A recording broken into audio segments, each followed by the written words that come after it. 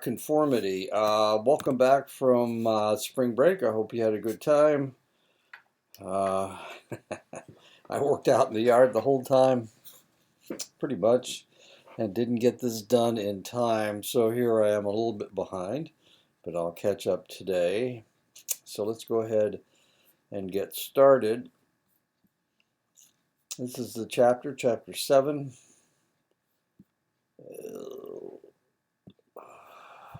It's not right. Hit the wrong button. Okay, conformity, compliance, and obedience. Conformity is a change in behavior or belief as a result of real or imagined group pressure. That's conformity. Conformity tends to occur even in large groups. Is conformity good or bad? That's the question. It is bad when it leads to incorrect behavior such as drinking and driving or doing drugs because everyone else is doing it.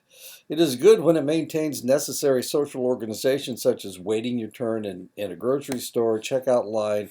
Sometimes it's inconsequential. It doesn't really mean anything. In Western cultures, conformity is considered to be negative. It shows submission and compliance. In Eastern cultures, conformity is seen as a positive thing: communal sensitivity, responsiveness, cooperative team play. Sometimes we modify our behavior in response to information that we receive from others. This is known as informational social influence. In many social situations, other people provide important information through their actions and words. How do you dress when you go to work? Well, look at everybody else and see what you're supposed to wear like everybody else. We are subject to informational social influence because we want to be accurate in our judgments. We use other people's behavior as a source of information by which to test the validity of our own behavior. We conform because we perceive that others have correct information. Shifts in behavior based on informational social influence result from the sharing of arguments and factual information. Conformity also comes about as a result of normative social influence. In this type of social influence situation, we modify our behavior in response to a norm, an unwritten social rule that suggests that constitutes appropriate behavior in a particular situation.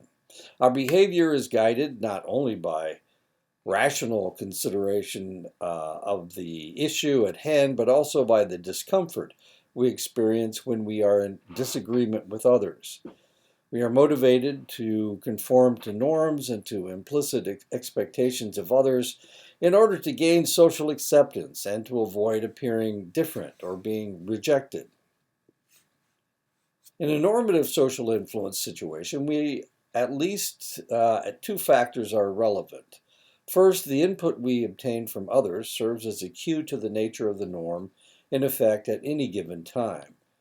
This results in pressure to modify our own behavior to be consistent with the norm. Second, the size and unanimity of the majority convey information about the strength of the norm in effect. These two variables are important in determining the likelihood and the amount of behavior change in a social influence situation. Both informational and normative social influence can exert powerful control over our behavior, though their effects are different. The changes caused by informational social influence tend to be stronger and more enduring than those caused by normative social influence. This is because changes caused by new information or a new interpretation of existing information may be persuasive and convincing. Norms play an important role in everyday lives. These unwritten rules guide much of our social behavior. Humans seem to be predisposed to form norms and to conform to them, even in the most minimal situations. Norms exist on many levels, ranging from broad cultural norms to smaller scale, situation specific norms. In the middle of the 1930s, Muzafer Sharif conducted the first psychological studies on conformity at Columbia University. Sharif had three people make speculations about the movement of a light in a darkened room. The next day, the three were put in the same room. By the end of the day, though their initial estimates were very different, they all agreed to a group norm. Robert Jacobs and Donald Campbell from Northwestern University repeated the experiment, but used a confederate to overestimate the movement of the light. The light wasn't actually moving at all, but was a phenomenon known as autokinetic phenomenon. If you try to hold your head still, the minuscule movement, if you're if you're focusing on a light and you're trying to hold your head still to see if it's moving or not, what will happen is your head will move incrementally, and you'll see it as movement in the light, and that's known as autokinetic phenomenon. The experimenters used the confederate to plant the idea of movement, and the idea persisted over 5 generations of participants. Suggestibility is a powerful force, as is conformity. Researchers discovered fairly quickly that people tended to conform when they felt incompetent. Group attributes that matter: conformity is highest when a group has 3 or more people, when there is group cohesiveness, when the group is unanimous, when the group is high in status, when the response is not public, when the group has made no prior commitment. Other researchers have done work with suggestibility. Peter Totterdell has identified a phenomenon referred to as mood linkage, when people who work together tend to reflect each other's moods.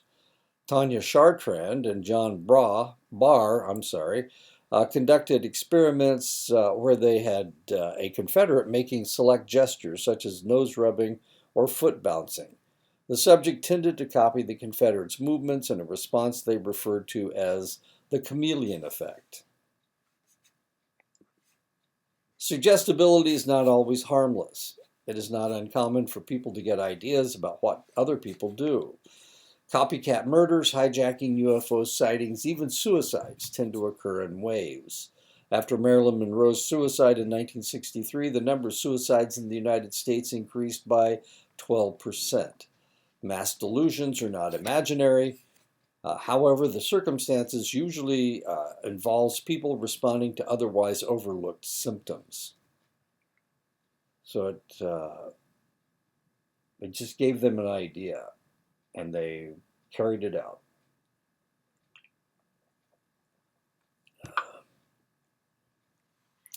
Solomon Asch conducted several experiments in the 1950s dealing with the pressure of the group. Asch conducted experiments where all the participants but one were Confederates. After a series of obvious group agreements, the group purposely all select an obviously incorrect answer. 37% of the time, the subject went along with the group. Research shows that some people are more susceptible than others, but that personality tests are poor predictors of conformity. Researchers discovered that when social influences are weak, then personality is more predictive of behavior and thus conformity. Situation certainly influences whether the individual will dare to dissent or conform. Repeating Asch's conformity experiments around the world, researchers have discovered that different cultures have different levels of conformity. The level of conformity in Lebanon, Brazil, and Hong Kong are 30%. The Bantu tribesmen of Zimbabwe, 51%. Possibly the least conforming population were the very individualistic French, an individualism that they are now being crucified for by the conservative U.S. press. The first variable that can affect the amount of conformity observed relates to the task itself. One variable affecting conformity rates is the ambiguity of the task. As the task facing the individual becomes more ambiguous, less obvious, the amount of conformity increases. The type of task faced by the group may determine the type of social influence, informational or normative, that comes into play. Informational social influence should be strongest when participants face an intellective issue, one that that you need your brain to figure out, in which they can use factual information to arrive at a clearly correct answer. Normative social influence should be crucial on a judgmental issue. A judgmental issue is based on moral or ethical principles where there are no clear-cut right or wrong answers. Therefore, resolution of the issue depends on opinion, not fact. The size of the majority also affects conformity rates. As the size of the majority increases, so does conformity up to a point. Generally, there is a nonlinear relationship between the size of the majority and the conformity. Majority influence significantly increases until some critical majority size is reached. Why does conformity level off after some critical majority size? First, as majority members are added beyond the critical point, the individual in the conformity situation might suspect that the additional majority members are going along to avoid making trouble in the group. If the individual conformer perceives this to be the motive for joining the majority, the power of the additional majority members is reduced. Second, as the size of the majority grows, each new majority member is probably noticed less. The individual is more likely to notice a third person added to a majority of 2 than to notice a 10th person added to a majority of 9. Often the changes caused by the forces producing conformity are fragile and easily disrupted. This is the case when we find that there is another person who supports our perceptions and actions in a given social situation. The true partner effect occurs when we perceive that there is someone who supports our position. We are then less likely to conform than if we are alone facing a unanimous majority. This effect was first demonstrated empirically by Ash. Ash had a true partner emerge at some point during his conformity experiment. The results of this manipulation were striking. Conformity was cut by nearly 80%. So if somebody else agrees with you, you're more likely to conform to the disagreement. You're more likely to go along with the nonconformity. If somebody else agrees, if there are 2 of you, you're more likely to not conform. Why does this occur? When we violate a norm by ourselves, we draw attention to ourselves as deviant. It makes us very uncomfortable to be perceived by others as different. When we have a true partner, we can diffuse the pressure by convincing ourselves that we are not the only ones breaking a norm. Another explanation for the true partner effect draws on the social comparison process. Social comparison theory proposes that we compare our thoughts, beliefs, and actions with those of others to find out if we are in agreement.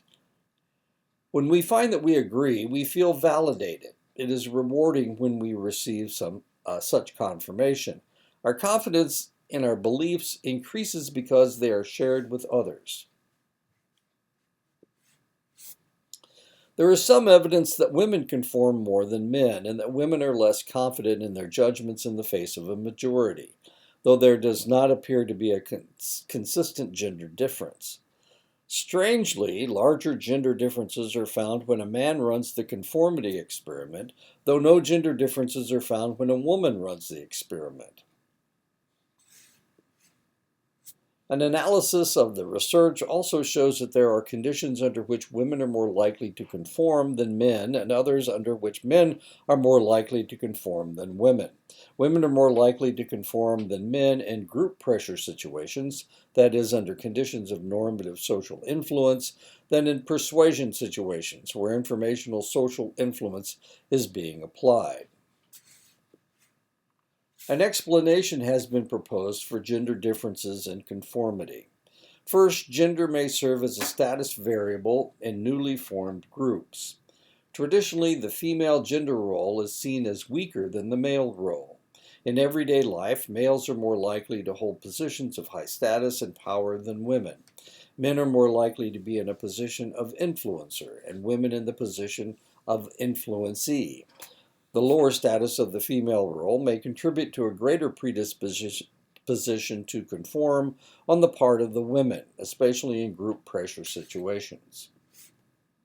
Second, women tend to be more sensitive than men to conformity pressures when their behavior is under surveillance. That is, when they have to state their opinions publicly. When women must make their opinions public, they are more likely than men to conform. In the Asch paradigm, participants were required to state their opinions publicly. This favors women in conforming more than men.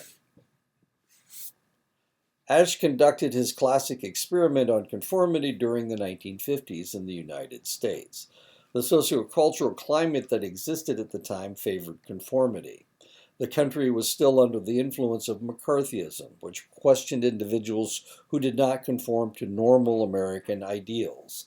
This climate may have contributed in significant ways to the levels of conformity, Asch observed. Okay, so what was going on with McCarthy? McCarthy claimed that there were a lot of communists in the American government, and most of these communists he claimed, were Democrats because they came in during the Roosevelt administration. This is 1950. Roosevelt died in 1945. He served for 3 terms from 1932 until 1945 when he died. He had just been elected in his 3rd term in 1944. So McCarthy claimed that there were a lot of communists in the American government. For one reason, we were allied with the Russians during World War II, and he claimed that communists were able to infiltrate the government at that time. Not only that, but they were able to infiltrate the United States military. So this is when the McCarthy hearings occurred. He was asking people if they were loyal Americans, if they'd ever been a member of the Communist Party in the United States. And there were people that lost their jobs because either they had been members of the Communist Party or they refused to answer his questions. And so he kind of browbeat a lot of individuals. This was especially huge in Hollywood because there were a lot of writers who had been members of the Communist Party in New York and in California. And for that reason, there were a bunch of them that weren't allowed to work in Hollywood anymore. One of the individuals that turned people in was Ronald Reagan, who eventually, of course, became president of the United States. Another individual that was backing McCarthy was Richard Nixon, as strange as all that seems. So he's going great guns. McCarthy's going great guns. From 1950 until 1954. And in 1954, he accused the United States military of having communists. And at that point, he brought in a group of military officers and started questioning them, and they all refused. And at that point, of course, the Korean War was going on. And at that point, the United States military shut him down. At that point, he got shut down because he was accusing the military, which were bleeding and dying in Korea against communism. He accused them of being disloyal, which was a little bit above the pale as far as most people were concerned. They had conservative ideas, but some of their, that was going a little bit too far. Anyway, that's when he lost power, and it took a couple of years later he died, and the whole McCarthy thing kind of went away. Evidence suggests that within the United States, however, it raises its ugly head from time to time. McCarthy raises its ugly head from time to time. And you'll hear that term McCarthyism from time to time. It means going to the extreme to accuse people of loyalty, and you will probably hear it in the next 4 years as with Trump. because loyalty seems to be very important to him. Not loyalty to the American government, but loyalty to him. So we'll see how this thing plays out. But you're likely to hear the term McCarthyism, and that's what they're talking about. Evidence suggests that within the United States, rates of conformity vary with the socio-political climate. The conformity rate in the early 1970s was 62.5%. That is, 62.5% of the participants conformed at least once in an Asch-type experiment, compared to a rate of 78.9% during the early 1980s. Compare this to Asch's 1956 rate of 76.5%. Results like these suggest that conformity rates may be tied to the cultural climate in force at the time of a study. Within the United States, there are regional differences in conformity. Varnum in 2012 reviewed 91 conformity studies from 21 states. Varnum found that conformity effects were significantly weaker in the western frontier states than in any other region of the United States. According to Varnum, the sociocultural climate in the frontier states has a stronger bias toward nonconformity than in other states, resulting in a weaker predisposition to conform. So that is not actually you. Well, maybe it is. Maybe Arizona and New Mexico is part of the frontier west. An individual in a minority who expresses a deviant opinion consistently may be seen as having a high degree of confidence in their judgments. In experiments, majority participants rated minority members as more confident in their judgments than themselves. The consistent minority caused the majority to call into question the validity of their own judgments. Two styles of minority influence consistency have been distinguished: rigid and negotiating.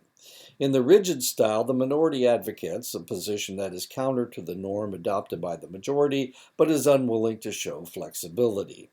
In the negotiating style, the minority, although remaining consistent, shows a willingness to be flexible. The rigid minority is perceived in a less positive way than a negotiating minority, perhaps leading to perceptions that the rigid minority's goal is to block the majority. Conversely, the negotiating minority may be perceived as having compromise as its goal. Clark found that minority influence increased when the original dissenting minority member was joined by a member of the minority. Clark found that minority influence increased when the original dissenting minority member was joined by a member of the majority. Another interesting aspect of minority influence is that a minority is more likely to voice a dissenting view when minority members are anonymous, like in the computer, compared to face-to-face communication. The smaller the minority, the more likely it is that the majority will carefully process the minority's message. Judgment expressed by a minority may be more likely to make people think about the arguments raised. This suggests that two different processes operate: majority influence, which occurs almost exclusively on a public level, and minority influence, which seems to operate on a private level. Majority influence, according to the two-process approach, operates through the application of pressure. As soon as majority pressure is removed, people return to their original beliefs. Majority influence is not it does not necessarily have a lasting effect. Minority influence, according to the two-process approach, operates by making people think more deeply about the minority's position and consider a wider range of options. The dual process model suggests that there are different psychological processes underlying majority and minority influence. A competing view, the single process approach to social influence, suggests that one psychological process accounts for both majority and minority influence. Latane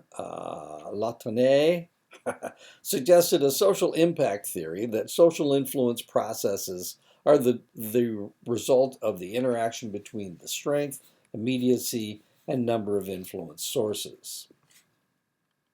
Compliance occurs when you modify your behavior in response to a direct request from another person. In compliance situations, the person making the request has no power to force you to do as they ask. Foot in the door technique is a social influence process in which a small request is made before a larger request, resulting in more compliance to the larger request than if the larger requests were made alone. So if somebody asks you for money, they'll say, do you have a buck? And you say, well, sure, here, I can give you $1. And then the next day they come back and say, well, you gave me $1. How about $5 this time? And then it just keeps going and going and going. According to the self-perception hypothesis, and so the point is, I guess, if you donate money to an organization, this happens to me all the time. They'll say, oh, you donated $35 the last time we had one of these things, and we were wondering if you could double that this time, from $35 to $70. And if you actually did donate the time before, then you might go, yeah, sure, I can do that. But a lot of times what they'll say is, you donated $35 and I will not have donated $35. So they were wrong. And when you tell them, no, I don't think I can increase, I don't want it to give you $100. They go, well, can you give us what you gave us last time? And they're just, it's the foot in the door technique.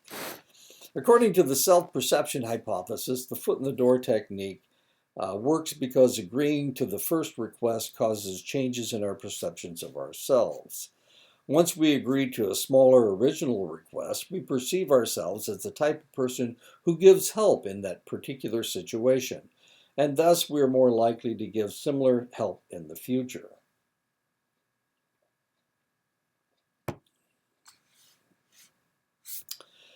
Door in the face technique is a social influence process in which a large request is made before a smaller request, resulting in more compliance to the smaller request than if the smaller request were made alone. So if they ask you for $10, if they ask you for $100 to begin with, you go, that's way too much. They can, well, can you give us 10? And you go, well, sure, I can give you 10. Door in the face technique. Some researchers have suggested that the door in the face technique works because the target of the influence attempt feels compelled to match the concession from the first larger request to the smaller second request made by the solicitor. The social psychological mechanism operating here is the norm of reciprocity. The norm of reciprocity states that we should help those who help us. Constructive obedience is a social norm that is valued in every culture. You simply can't have people doing whatever they want all the time. It would result in chaos. Consequently, we are socialized beginning as children to obey authority figures whom we perceive as legitimate. We internalize the social norm of obedience such that we usually obey rules and laws even when the authority figure isn't present. You stop at a red light even if the cops aren't around. And this is actually, I've been here. This is a 2-lane road in Texas. And it's just a stoplight right in the middle of nowhere. And actually they were doing construction somewhere down here. Anyway, when I drove through, I remember when this happened to me. We stopped there and we stopped for about, 10 or 15 minutes.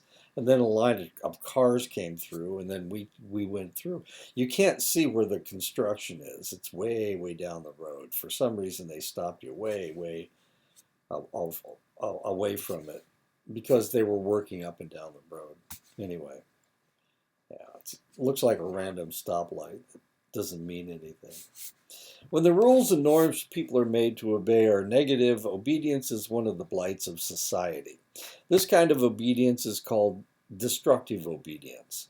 Destructive obedience occurs when a person obeys an authority figure and behaves in ways that are counter to accepted standards of moral behavior, ways that conflict with the demands of conscience. And of course, that happens sometimes when you're in the military. You have to obey, you have to do what they tell you to do, and sometimes you question as to whether you should have done it or not. There's a tendency to attribute acts of destructive obedience to some abnormal internal characteristics of those who perpetrate such acts. Often we refer to individuals as evil. What does the term evil actually entail? Traditionally, notions of evil have been left to philosophers and theologians. However, social psychologists have given consideration to the concept and have developed social psychological concepts of evil. Zimbardo has identified 10 principles inherent in obedience that can bring about this transformation. Providing an acceptable reason for the objectional argument, for the objectional action, arranging for a written or verbal contract to perform action, providing individuals with meaningful roles to play. And this comes out of his Stanford prison experiment. Developing rules must be followed, which are then used to justify action. Altering language so that the individual believes he or she is not really hurting a victim. Providing opportunities for passing responsibility on to others, diffusion of responsibility. Absolving individual or direct personal responsibility for actions. Beginning the process of obedience with small initial acts and then requiring larger acts later. Increasing the level of harm to the victims incrementally over time. Gradually changing the nature of the authority from reasonable to unreasonable. Making it difficult to suspend obedience and making the cost for disobedience high. Baumeister and Vos in 2004 identified 4 roots of evil deeds.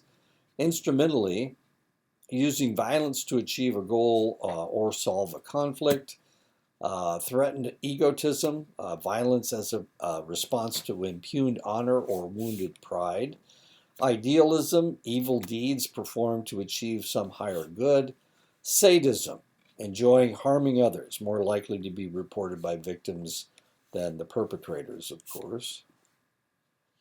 Staub suggests 3 other roots of evil: difficult life conditions, cultural and personal preconditions, and social political organization. Staub points out that evil deeds are often perpetrated under difficult life conditions such as economic depression and social disorganization.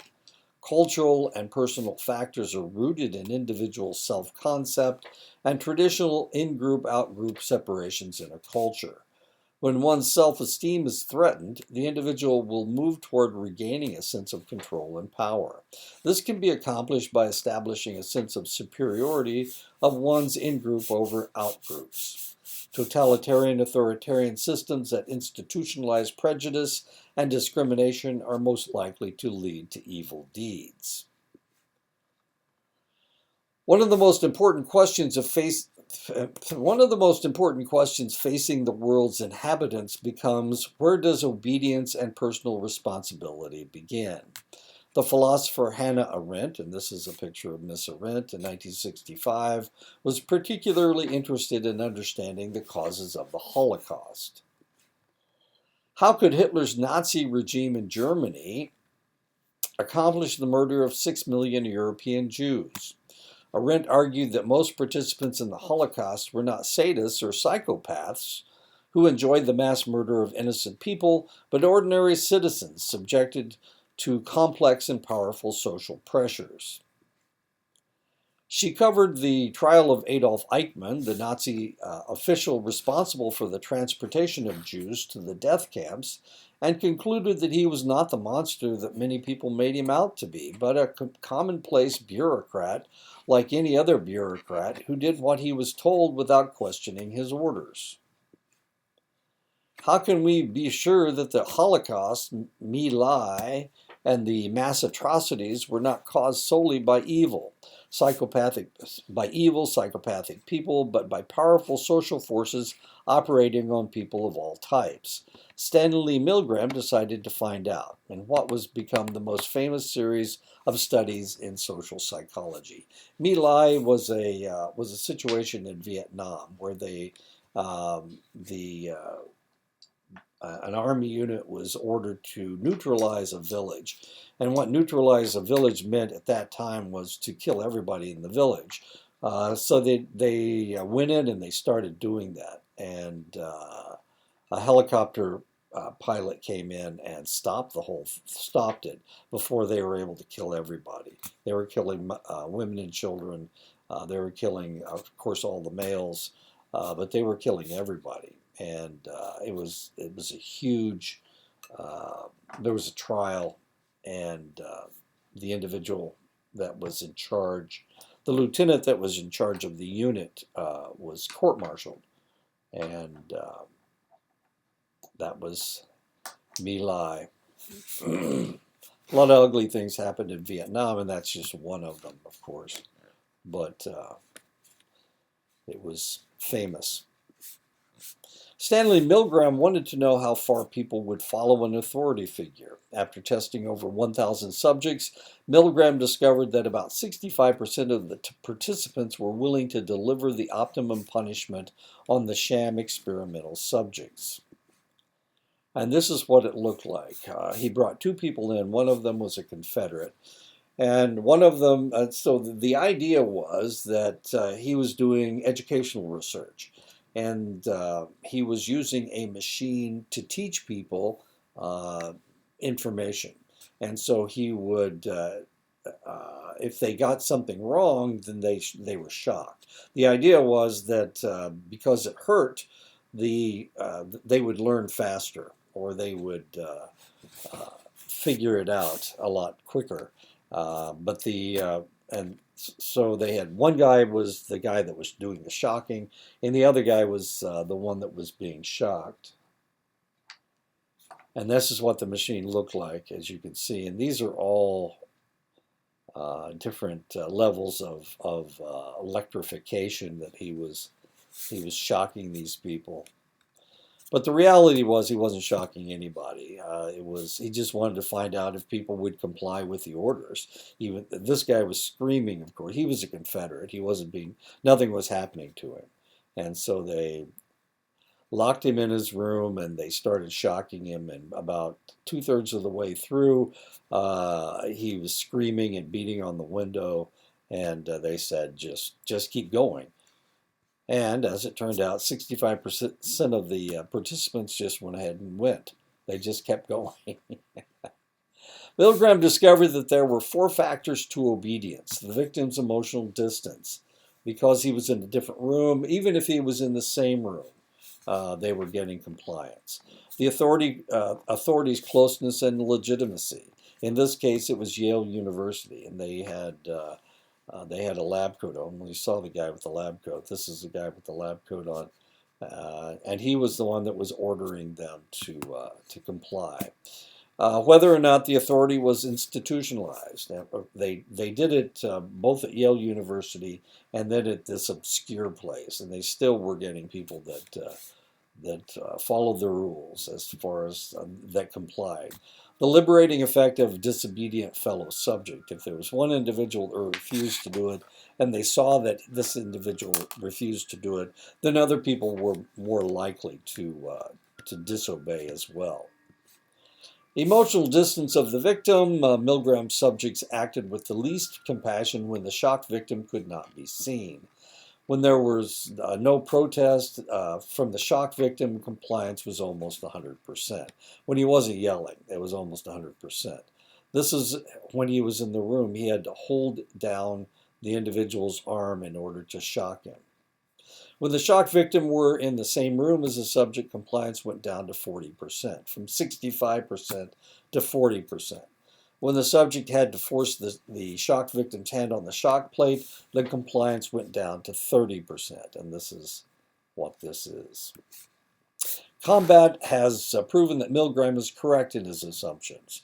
The more distant or depersonalized the enemy, the easier it is to kill them.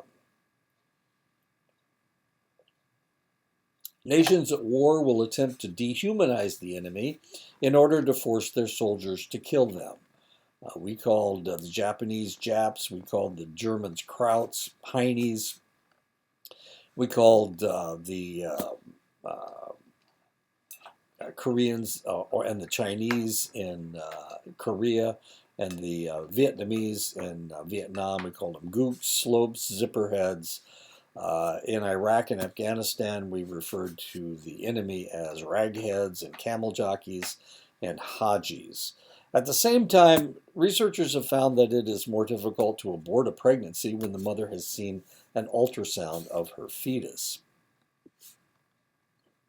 Closeness and legitimacy of the authority. Milgram discovered that when the authority figure stayed in the room with the subject, obedience was very high. When the authority figure was not in the room, the compliance dropped to 21%. When the authority figure was perceived as illegitimate, compliance dropped by 80%. The role of gender in obedience. Milgram found that women and men are obedient to authority at a similar rate. However, subsequent research has shown mixed results. The gender of the authority figure had no impact on obedience except with younger subjects who were more obedient to a male authority figure. Milgram's obedience effect has been supported by other cross-cultural research. Obedience among Jordanian adults was found to be 62.5%, comparable to the 65% rate found by Milgram among Americans, and among Jordanian children, 73%. The highest rates of obedience were reported among participants in Germany. There's a shock for you. In a replication of Milgram's original baseline experiment, 85% of German men obeyed the experimenter. 85%. Overall, it appears that obedience is an integral part of human social behavior. When doctors order, nurses obey. In an experiment that mirrored Milgram's, Hoefling had 22 nurses give an order that they knew couldn't possibly be right. 21 of the nurses complied without delay. They were willing to overdose a patient because of the doctor's orders. The experiment was repeated 2 more times with similar results. Nurses obey doctors, even if it's deadly. Institutional authority. Because Milgram did his experiments at Yale University, many of his subjects claimed that it was the prestige of the institution that made them comply to such a heinous command. Milgram repeated his experiment at an unknown research group in Connecticut. Fewer people complied with the authority, but still 48% did. Liberating effect of group defiance. Milgram discovered that when the subject observed others disobeying the authority figure, they were likely to do the same. A full 90% followed the lead of their rebellious colleagues, proving that group influence can be liberating. According to Ash and other researchers, the most conformity that can be generated by a group is when the group is made up of 3, 4, or 5 members. The more over 5, the less compliance that can be expected. When looking at evidence, a group is more likely to listen to several small groups than one large one. Unanimity. As Ash discovered with his work, it is very difficult to be the lone dissenter in a group. However, if there is one other dissenter in the group, it is much easier for the second person to also dissent.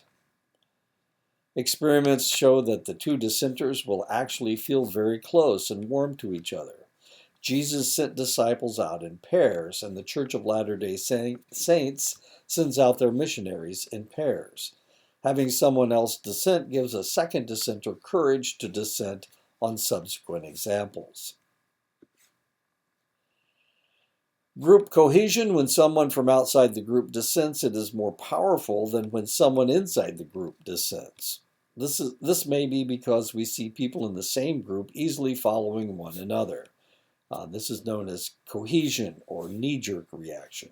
But outside the group, the likelihood of dissent is less strong. In an opposing group, the pressure is to be cohesive dissent from the group. In the opposing group, the pressure is to be cohesive. Dissent from that group has much more power because against us. Power against us. The higher the status of an individual, the more impact their opinion will have. Often people will avoid agreeing with low status or stigmatized people. Research in Australia showed that people responded to a well-dressed person better than a poorly dressed individual, both in the jaywalking experiment and the survey experiment. In the jaywalking experiment, the poorly dressed model actually lowered the percentage of jaywalks because people didn't want to be identified with the poorly dressed individual. Researchers were interested to find out if subjects were as group-oriented in a private response as when their response is public. Research shows that when the response is public, people feel much more pressure to conform than if they are allowed to express their opinions in a secret ballot. It is easier to express your opinion in private rather than allowing yourself to be held to public ridicule. Prior commitment: anyone who has ever participated in a sporting event where there are judges, umpires, or referees knows that once an official makes a decision on a play, they very rarely will change their mind, even if they are obviously wrong. Researchers have discovered that once an individual makes a public decision, they very rarely recant their decision, even under overwhelming social pressure. Hence, arguing with an official may only steel their heart against you. The best course is to not set the official up for social ridicule. Don't argue with the umps. Milgram suggested that one factor contributing to the maintenance of obedience was that the individual in the obedience situation entered into an agenic state, which involves a person's giving up his or her normal moral and ethical standards in favor of those of the authority figure. The individual becomes an agent or instrument of the authority figure by focusing on the source of authority, tuning in to the instructions issued, almost like they're hypnotized. Milgram suggested that in an agentic state, a person could experience role strain, apprehension about the obedience behavior, that could weaken the agentic state. In an obedience situation, the limits of the role we play are defined for us by the authority source. As long as we are comfortable with, or at least can tolerate that role, obedience continues. If we begin to seriously question the legitimacy of that role, we begin to experience what Milgram called role strain. When an authority source loses credibility, disobedience becomes possible. Kelman and Hamilton suggested that two kinds of psychological factors precede disobedience. Comprise cognitive factors, the way we think about obedience.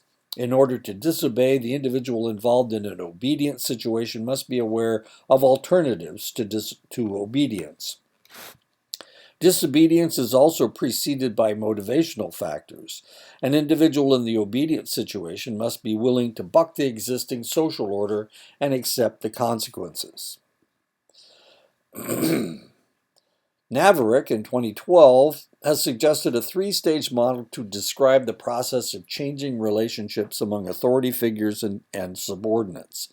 First is priming, which involves feelings of distress associated from cues. Second is a decision point involving a choice of whether to continue with the obedience behavior or discontinue. Cues based on the immediate situation provide input at the decision point. Third is the choice, which may involve immediacy, refusing to obey. And that is it. Okay, well, I'll talk to you again next week.